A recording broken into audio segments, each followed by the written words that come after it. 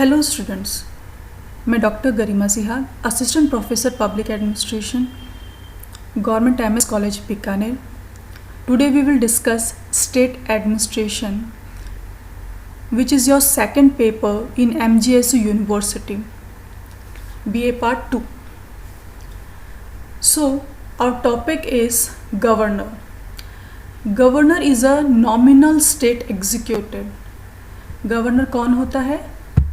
राज्य का नाममात्र की कार्यपालिका प्रधान. So we have adopted parliamentary form of government at the center and state level both. जैसा कि हमने पहले भी डिस्कस किया, केंद्र और राज्य स्तरों पर, दोनों ही स्तरों पर हमने संसदात्मक व्यवस्था पार्लियामेंट्री फॉर्म ऑफ गवर्नमेंट को अडॉप्ट किया है. और संसदात्मक व्यवस्था की क्या विशेषता होती है? इसमें दो प्रकार की कार्यपालिकाएं पाई जाती हैं. पहली नाममात्र की कार्यपालिका यानी कि नॉमिनल एग्जीक्यूटिव, जो कि गवर्नर होता है और केंद्र में कौन होता है? राष्ट्रपति.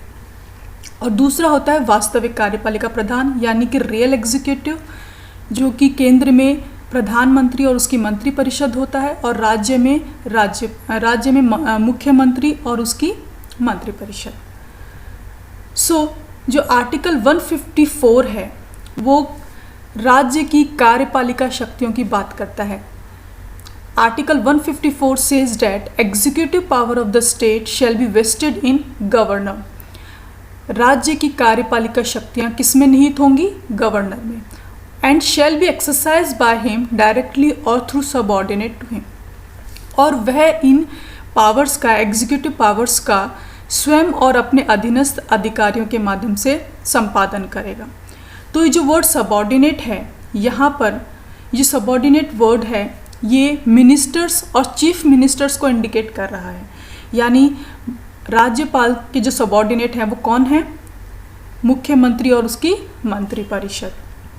तो कार्यपालिका प्रधान कौन है? गवर्नर है. और ये कहाँ लिखा हुआ है? आर्टिकल 154 में. इसी के साथ जो आर्टिकल 153 है वो क्या कहता है? There shall be a governor for each state. प्रत्येक राज्य के लिए एक गवर्नर होगा. There shall be a governor for each state. और इसी बात को जो संविधान संशोधन होते हैं, तो 7th अमेंडमेंट में, 7वें संविधान संशोधन में, जो कि 1956 में हुआ था, उसने इस चीज़ को ऐड ऑन किया कि जो सेम पर्सन है, the same person has can be made a governor for 2 और मोर स्टेट. एक ही व्यक्ति को 2 या 2 से अधिक राज्यों का राज्यपाल बनाया जा सकता है. तो आर्टिकल 153 और 154 आप समझ गए होंगे. 153 बात करता है कि प्रत्येक राज्य में राज्यपाल होगा, और 154 किसकी बात करता है? राज्य की कार्यपालिका शक्तियों की बात करता है, जो कि राज्यपाल में निहित होंगी और इन शक्तियों का वह स्वयं या अपने अधीनस्थ अधिकारियों के माध्यम से संपादन करेगा. अब हम आते हैं क्वालिफिकेशंस पे. तो आर्टिकल 155 क्या बात करता है? क्वालिफिकेशंस की बात करता है कि जो पर्सन राज्यपाल नियुक्त किया जाएगा वो, उसमें क्या क्वालिफिकेशंस होनी चाहिए, क्या क्राइटेरियाज होने चाहिए. तो पहला है, he should have completed 35 years of age. ये चीज़ हमने राष्ट्रपति में भी डिस्कस की है कि 35 ईयर यानी 35 ईयर कंप्लीट होने चाहिए. वह व्यक्ति 35 साल या उससे ऊपर का होना चाहिए. दूसरा है, he should not be a member of the union और स्टेट लेजिस्लेचर. वो किसी केंद्र या राज्य विधानसभा का सदस्य नहीं होना चाहिए. यानी कि ये जो लाइन है, ये किस बात को इंडिकेट कर रही है? He should be a political neutral person. वो एक राजनीतिक रूप से तटस्थ व्यक्ति होना चाहिए. इसके बाद है, he should not hold any office of profit. यानी जो गवर्नर जो व्यक्ति नियुक्त किया जाएगा उसे लाभ का पद, ऑफिस ऑफ प्रॉफिट में नहीं होना चाहिए. यानी कि लाभ का पद है का अर्थ होता है कि 2 जगह से सैलरी या अदर बेनिफिट्स को उठाने वाला व्यक्ति राज्यपाल नहीं बन सकता. लाभ के पद पे एक बार कांग्रेस अध्यक्ष सोनिया गांधी एक बार लाभ के पद पर किसी दूसरे पद पर भी उनको नियुक्त किया गया था. तो कांग्रेस महासचिव का जो पद था उसमें वो हमेशा अध्यक्ष बनती आ रही थी. तो जब वो उस पद पर आई तो एक साथ वो 2 पदों पर थी, तो एक लिस्ट निकाली गई और उस पद को लाभ के पद से बाहर किया गया, तब जाके वो 2 पदों पे स्थित हुई. तो कई बार ये अखबारों में आता रहता है तो आप हमारा जो टॉपिक है ये पब्लिक एडमिनिस्ट्रेशन, स्टेट एडमिनिस्ट्रेशन, ये आप जानते हैं कि न्यूज़पेपर्स में आप जब भी पढ़ेंगे तो आप काफ़ी चीज़ें आपको क्लियर भी हो जाती हैं।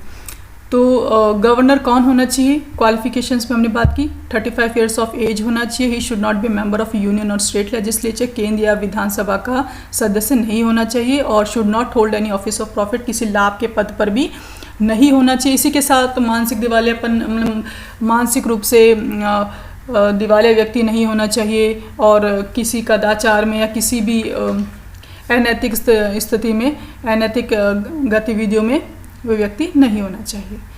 इसके बाद हम आते हैं अपॉइंटमेंट पे। तो राज्यपाल की जो नियुक्ति होती है वो किस प्रकार से होती है? तो मेरे पहले वाले वीडियो में मैंने आपसे डिस्कस भी किया था कि राज्यपाल जो पद है हमने क्यों से एक नियुक्त पद बनाया, एक मनोनीत पद क्यों बनाया बजाय कि एक निर्वाचित पद के, क्योंकि हमने इसमें बहुत सारे पॉइंट्स भी दिए थे कि जो हमने संसदात्मक व्यवस्था अपनाई है, तो अगर दोनों ही व्यक्ति, मुख्यमंत्री और राज्यपाल दोनों ही व्यक्ति अगर निर्वाचित होकर आते हैं तो क्या स्थिति बन जाएगी? संघर्ष की स्थिति बन जाएगी, और संसदात्मक व्यवस्था से ये व्यवस्था मेल ही नहीं खाती। ये बिल्कुल अपोजिट कैरेक्टर होता है, और संसदात्मक व्यवस्था का तो मेजर कैरेक्टर यही होता है कि वहाँ दो प्रकार की कार्यपालिकाएं पाई जाती हैं। और हमने जो ये पार्लियामेंट्री फॉर्म ऑफ गवर्नमेंट है, संसदात्मक व्यवस्था, ये फीचर हमने कहाँ से लिया है? ब्रिटिश, क्योंकि ब्रिटिश जो एडमिनिस्ट्रेशन है, ब्रिटिश जो कॉन्स्टिट्यूशन है, वहाँ से हमने इस फीचर को लिया है। तो ये हमें काफ़ी हद तक, क्योंकि अंग्रेज़ों ने हमारे देश पर लगभग 200 सालों तक राज किया, तो बहुत सी चीज़ें हमारी बहुत सी चीज़ें हमें अडॉप्ट करने में आसानी रही। तो अब हम आते हैं अपॉइंटमेंट पे। तो आर्टिकल 155 क्या बात करता है? The governor of a state shall be appointed by the president of India warrant under his hand and seal. तो जो राज्यपाल, जो व्यक्ति, जो हमारे कार्यपालिका प्रधान है, वो उसे कौन नियुक्त करेगा? प्रेसिडेंट करेगा, राष्ट्रपति करेगा, by warrant under his hand and seal. तो ये बहुत इंपॉर्टेंट बात है। फिर आर्टिकल 156 कहता है कि governor shell hold office during the pleasure of the president. तो जो राज्यपाल है वो प्लेजर ऑफ द प्रेसिडेंट, यानी कि जो राष्ट्रपति है उसके प्रसाद पर्यंत अपने पद को धारण करेगा। यानी कि राज्यपाल राष्ट्रपति को संबोधित करके अपने हस्ताक्षर लेख द्वारा अपना पद को त्याग कर सकता है, और वो अपनी पद ग्रहण की तारीख से 5 वर्ष की अवधि तक अपने पद पर रह सकता है। तो ये चीज़ हमारे कॉन्स्टिट्यूशन में सीधी लिखी हुई है कि जो प्लेजर ऑफ द प्रेसिडेंट है, यानी राष्ट्रपति का प्रसाद पर्यंत, ये राष्ट्रपति से स्वेच्छा से यूज़ नहीं कर सकता। जो आधार है गवर्नर को हटाने का, वो कदाचार या अनैतिक आचरण या कॉन्स्टिट्यूशन के विरुद्ध कोई गतिविधि, यही इसके बेस हो सकते हैं। तो इसी आर्टिकल 156 का जो प्रोविजन है, he shall hold office for a term of 5 year from the date on which he assume his office. तो अपने पद ग्रहण की तारीख से 5 वर्ष की अवधि तक राज्यपाल अपने पद पे रह सकते हैं। और इसी के साथ जो रिमूवल प्रोसेस है वो क्या है? He can resign by writing a letter. अपना एक लेख के द्वारा, अपने एक लेटर के द्वारा प्रेसिडेंट को रिज़ाइन कर सकते हैं गवर्नर।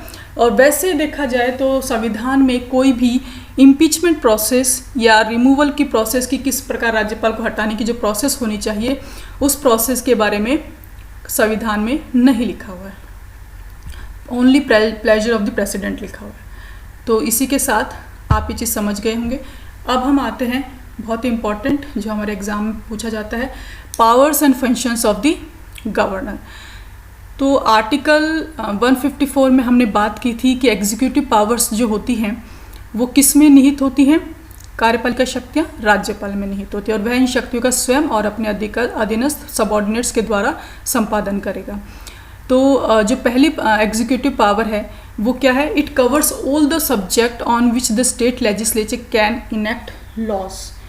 यानी कि राज्य सूची के समस्त विषयों पर जहाँ तक राज्य विधानसभा अपने रूल्स बना सकती है, अपने लॉज इनेक्ट कर सकती है, उन सभी विषयों पे वो सारे सब्जेक्ट्स राज्यपाल की कार्यपालिका शक्तियों में आएंगे। सबसे बेसिक जो इम्पोर्टेंट जो है, ही अपॉइंट्स सीएम, वो जो हमारा मुख्यमंत्री है उसे अपॉइंट करता है, और अदर मिनिस्टर्स, जो अन्य मिनिस्टर्स हैं मुख्यमंत्री की सलाह से अन्य मिनिस्टर्स को क्या डिपार्टमेंट दिए जाने चाहिए, क्या मिनिस्ट्रीज दिए जानी चाहिए, ये भी राज्यपाल मुख्यमंत्री की सलाह से ये कार्य संपादित करता है। He also appoints advocate general. प्रत्येक राज्य में एडवोकेट जनरल होता है जो कि एक संवैधानिक पद है, और ये जो पद होता है एडवोकेट जनरल, ये प्रत्येक राज्य में न्याय से रिलेटेड, जस्टिस से रिलेटेड, लॉ से रिलेटेड सलाह देने के लिए एक संवैधानिक पद होता है सरकार को। सरकार की तरफ से ये जो सुप्रीम कोर्ट में जाकर या हाई कोर्ट में जाकर जो भी मत रखा जाता है एडवोकेट जनरल करते हैं। तो इम्पॉर्टेंट बात है कि एडवोकेट जनरल को अपॉइंट करता है। इसी के साथ प्रत्येक राज्य में पीएससी होते हैं, यानी कि हमारे राजस्थान में क्या है आरपीएससी, और यूपी में क्या है यूपीपीएससी, ऐसे बिहार में क्या होगा तो वहाँ का लोक सेवा आयोग होगा। तो प्रत्येक राज्य में लोक सेवा आयोग होता है जिसे राज्य लोक सेवा आयोग कहते हैं, और हमारे राजस्थान में उसे क्या कहते हैं आरपीएस यानी राजस्थान लोक सेवा आयोग। तो प्रत्येक राज्य के जो पीएससीज होते हैं, लोक सेवा आयोग होते हैं, उनके चेयरमैन को अपॉइंट करता है राज्यपाल, और उसके जो मेंबर्स होते हैं, चेयरमैन के साथ जो मेंबर्स होते हैं 4, 7 या 10 होते हैं, तो उन मेंबर्स को भी अपॉइंट करता है। इसी के साथ जो जजेस होते हैं हाई कोर्ट के, advice has been taken on the appointment of the जजेस of the concern high court. तो हाई कोर्ट के जो जजेस होते हैं उनके अपॉइंटमेंट से रिलेटेड सलाह भी राज्यपाल से ली जाती है। तो राज्यपाल जो है कार्यपालिका शक्तियों का किस प्रकार से संपादन करता है, आप ये आर्टिकल 154 में समझ रहे हैं, और इन पॉइंट्स से भी आपको क्लियर हो रहा है कि किस प्रकार से राज्यपाल की इन शक्तियों का संपादन करता है। इसके बाद हम आते हैं विधायी शक्तियों पे। तो जो गवर्नर होता है, लेजिस्लेटिव पावर्स जो होती हैं, गवर्नर जो होता है राज्य के विधानसभा का एक अभिन्न अंग होता है। तो governor is an integral part of state legislature, अभिन्न अंग होता है। तो स्टेट लेजिस्लेचर जो होता है वो किस प्रकार निर्मित होता है, जैसे उसमें विधानसभा आती है यानी स्टेट असेंबली आती है, उसके बाद स्टेट अगर किसी राज्य में स्टेट काउंसिल है यानी कि जो विधान परिषद है, प्रत्येक राज्य में नहीं होती, जैसे राजस्थान में विधान परिषद नहीं है, जम्मू कश्मीर में है, यूपी में है, बिहार में है, तो प्रत्येक राज्य में विधान परिषद नहीं होती। तो जहाँ विधानसभा, विधान परिषद और राज्यपाल, इन तीनों को मिलाकर निर्मित होता है जो हमारा लेजिस्लेचर है, स्टेट लेजिस्लेचर, तीनों को मिलाकर होता है। तो गवर्नर जो है एक अभिन्न अंग है, इंटीग्रल पार्ट है स्टेट लेजिस्लेचर का। यही स्थिति केंद्र में है। इसी के साथ he can appoint 1 member of the Anglo Indian community to the legislative assembly. अगर राज्यपाल को ये लगता है कि एंग्लो इंडियन जो आंग्ल समुदाय है उसका जो प्रतिनिधित्व है स्टेट लेजिस्लेचर में वो कम है, तो वो एक व्यक्ति को अपॉइंट कर सकता है। इसी के साथ अगर he can also appoint few members in the state legislative council. अगर उसे लगता है कि कोई व्यक्ति जो है साहित्य में, कला में और किसी विज्ञान में किसी विशेष क्षेत्र में उल्लेखनीय उपलब्धि प्राप्त व्यक्ति है, तो कुछ मेंबर्स को स्टेट लेजिस्लेटिव काउंसिल यानी कि विधान परिषद, अगर उस राज्य में विधान परिषद है तो वह नियुक्त कर सकता है कुछ मेंबर्स को। इसी के साथ ये लेजिस्लेटिव पावर्स हैं, पर सबसे इम्पॉर्टेंट लेजिस्लेटिव पावर जो होती है राज्यपाल की वो है अध्यादेश जारी करने की शक्ति, जो कि आर्टिकल 213 में अध्यादेश की शक्तियों का वर्णन है। तो अध्यादेश की जो शक्ति होती है उसका बल और प्रभाव वही होता है जो राज्य का विधानमंडल अपना कोई लॉ, कोई अधिनियम पारित करता है, उसकी वही शक्ति होती है। यानी कि स्टेट लेजिस्लेचर जो लॉ पारित कर रहा है और राज्यपाल जो ऑर्डिनेंस निकाल रहा है उसकी बराबर शक्ति होती है।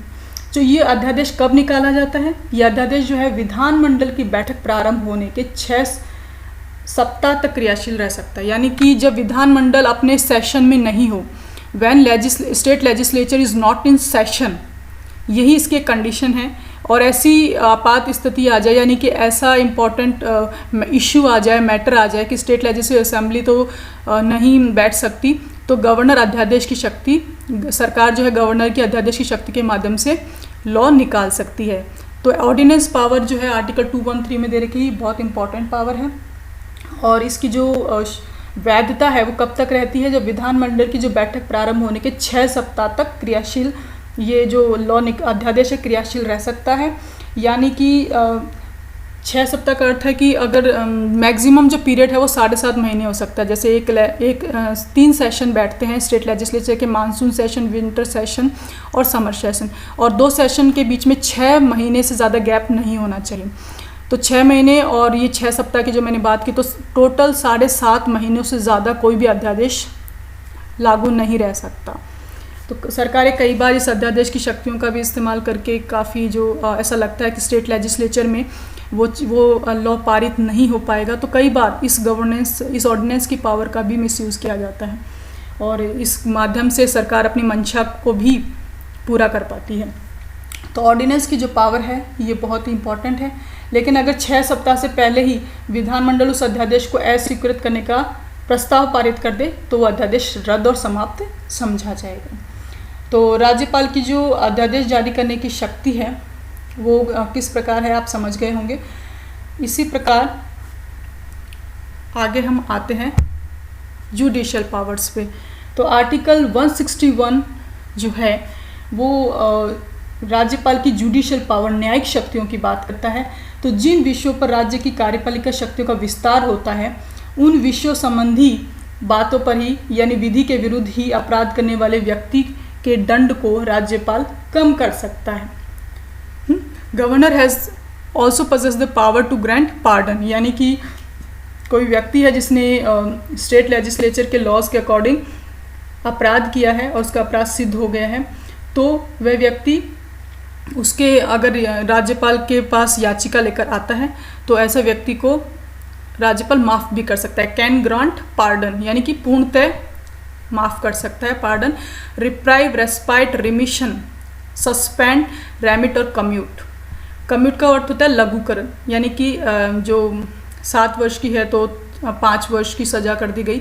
कम्यूट यानी लघुकरण होता है। साथ में नेचर भी चेंज होता है, यानी कि जो है राज्यपाल जो है जिस व्यक्ति को दंड मिला है उसके दंड को माफ़ कर सकता है, पूर्णतः कम भी कर सकता है, स्थगित भी कर सकता है, बदल भी सकता है।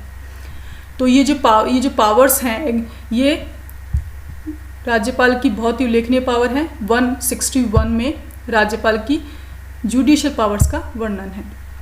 अब हम आगे चलते हैं फाइनेंशियल पावर्स पर, यानी कि वित्तीय शक्तियों पर।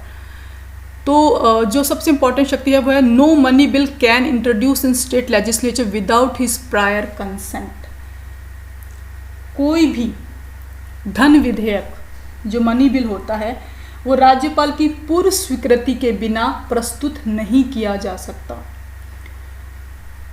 जो मनी बिल होता है वो पहले राज्यपाल की पूर्व अनुमति के बाद ही स्टेट लेजिस्लेचर में, राज्य विधानसभा में उसे इंट्रोड्यूस करवाया जाएगा, यानी कि पहले ही राज्यपाल की अनुमति ली जाती है मनी बिल के अंदर। तो ये उसकी बहुत बड़ी वित्तीय शक्ति है। उसके बाद वो व्यवस्थापिका के सामने प्रतिवर्ष बजट प्रस्तुत करवाता है और उसकी सिफारिश के बिना कोई भी अनुदान की मांग नहीं की जा सकती। ही प्रेजेंट एनुअल बजट, ये हमने केंद्र में राष्ट्रपति में भी ये शक्ति लागू होती है। उसी प्रकार जो गवर्नर है possess control over state consolidation fund. तो राज्य की जो संचित निधि है, कंसोलिडेशन फंड है, वो राज्यपाल के अधिकार क्षेत्र में रहती है और विधानमंडल से स्वीकृति की अपेक्षा में वो इस निधि से किसी भी प्रकार के व्यय की अनुमति दे सकता है। तो कंसोलिडेशन फंड का जो कंट्रोल है वो भी राज्यपाल के पास होता है। तो ये जो पावर्स हैं राज्यपाल की, financial powers, judicial powers, legislative powers और एग्जीक्यूटिव पावर्स, ये सभी पावर्स वो पावर्स हैं जो कि राज्यपाल aid and advice of the chief minister और उसकी काउंसिल ऑफ मिनिस्टर्स, मुख्यमंत्री और उसकी मंत्री परिषद के सलाह और मशवरे से, एड एंड एडवाइस से इन पावर्स का यूज़ करता है, इन पावर्स को एक्सरसाइज करता है, उपयोग करता है। तो ये जो पावर्स होती हैं ये कौन सी कैटेगरी की पावर्स हैं? जो कि राज्यपाल एक्सरसाइज करता है on the advice, aid and advice of the chief minister and his council of minister. और यही संसदात्मक व्यवस्था की बात है कि नामात्र की कार्यपालिका है और जो रियल एग्जीक्यूटिव है वो कौन है? मुख्यमंत्री और उसकी मंत्री परिषद। तो ये बात समझने की है। जब प्रश्न आएगा तो आप कंक्लूजन में ये बात लिखेंगे, स्टार्टिंग से नहीं लिखना है। तो जो हमने पावर्स, अगर क्वेश्चन आता है कि पावर्स को डिस्कस कीजिए, तो आपके executive powers, legislative powers, judicial powers, financial powers और जो मेरा नेक्स्ट वीडियो आएगा उसमें डिस्क्रिशनरी पावर यानी कुछ स्वविवेकीय शक्तियाँ दी हैं संविधान ने राज्यपाल को, उन पावर्स को हम डिस्कस करेंगे। तो इस सारी पावर्स को कंक्लूड करके लास्ट में हम लिख सकते हैं, क्योंकि हमारे यहाँ पे संसदात्मक व्यवस्था है, पार्लियामेंट्री फॉर्म ऑफ गवर्नमेंट है, तो यहाँ पे ये सभी पावर्स का राज्यपाल डिस्क्रिशनरी पावर्स को छोड़कर, स्वविवेकीय शक्तियों को छोड़कर बाकी सभी पावर्स का जो यूज़ है, एक्सरसाइज करता है on the aid and advice of the chief minister and his council of minister, यानी कि मुख्यमंत्री और उसकी मंत्रिपरिषद के सलाह और मशवरे से ही वह कार्य करता है स्वविवेकीय शक्तियों को छोड़कर। तो डियर स्टूडेंट्स, आप समझ गए होंगे कि आज हमने क्या डिस्कस किया है। आप लोग जो भी क्वेरी है आपके मन में, आप मुझसे व्हाट्सएप ग्रुप पे पूछ सकते हैं। नेक्स्ट जो हम डिस्कस करेंगे वो होंगी हमारे डिस्क्रिशनरी पावर्स। आज के लिए आप लोग इस टॉपिक को बुक में पढ़ेंगे और उसके